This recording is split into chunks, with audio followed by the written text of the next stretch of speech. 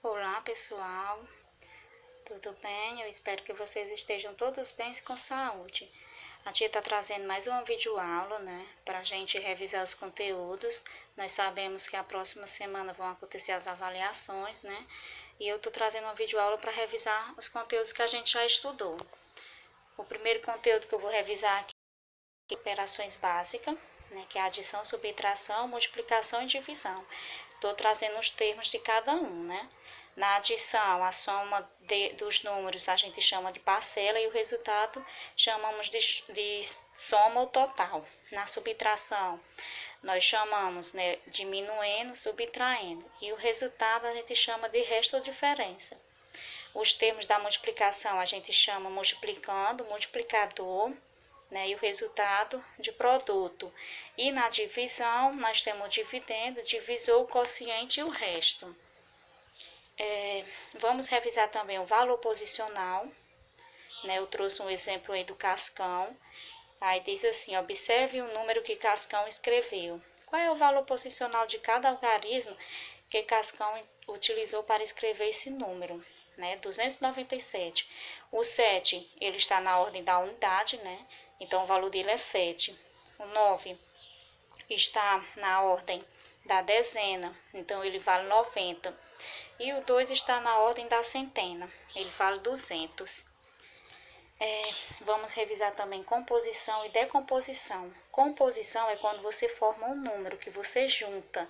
Decomposição é quando você distribui ele, você vai decompor ele.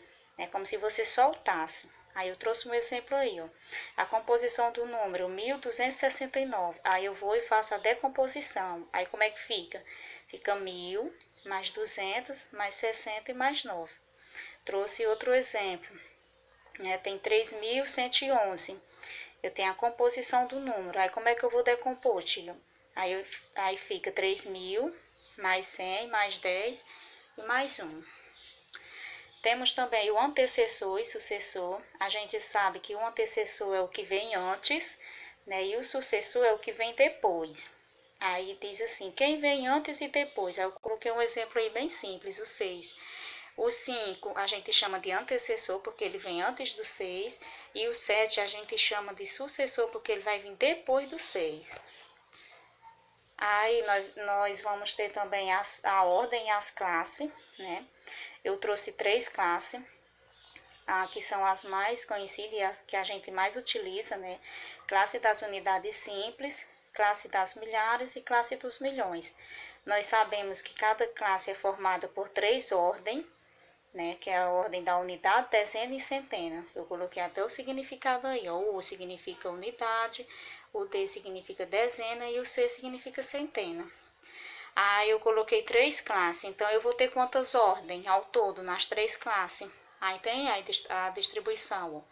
Primeira ordem, segunda ordem, terceira ordem, quarta ordem. Quando chega na quarta ordem, ele já entra na classe das milhares. Quando eu chegar na 7ª ordem, ele já entra na classe dos milhões, né? Aí eu coloquei aí um exemplo também, né? E fiz a distribuição do número em cada ordem. Aí, vamos ver também, né, os números ímpares e pares. A gente sabe que os números pares, eles são os números que terminam em 0, em 2, em 4, 6 e 8. E os números ímpares são os números que terminam em 1, 3, 5, 7 e 9. Temos também os sólidos geométricos, né? Vocês lembram que a tia até gravou uma videoaula explicando bem direitinho, né? Sobre as figuras planas e as figuras não planas. Aí eu coloquei aí, né? As figuras planas, elas são formadas por linhas, né? Que formam uma figura.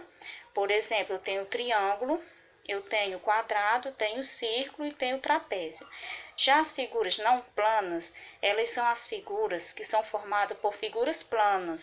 Por exemplo, eu coloquei aí, eu tenho o cilindro, eu tenho o cubo, eu tenho a pirâmide hexagonal, eu tenho o prisma triangular, eu tenho a esfera e tenho o cone. Então, as figuras não planas são os sólidos geométricos, né? São figuras espaciais, também posso chamar. Elas são formadas por figuras planas. Um exemplo, eu vou citar aí o o cilindro, por exemplo. Quais são as figuras planas que eu utilizo para formar o cilindro? Eu utilizo o círculo e utilizo o retângulo. Então, todos os sólidos geométricos espaciais, né, eram chamadas de figuras não planas. Nos sólidos geométricos, né, a gente também estudou as faces, a aresta e os vértices.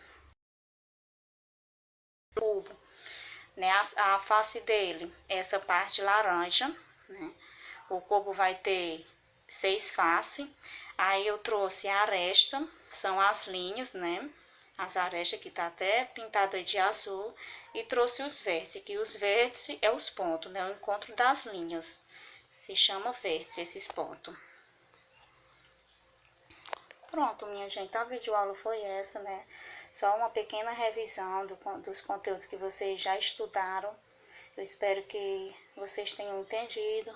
Qualquer dúvida, qualquer pergunta, podem mandar um oi para mim, tá bom? E não deixem de comentar a videoaula. Podem comentar que qualquer coisa eu respondo. Beijos e até a próxima aula.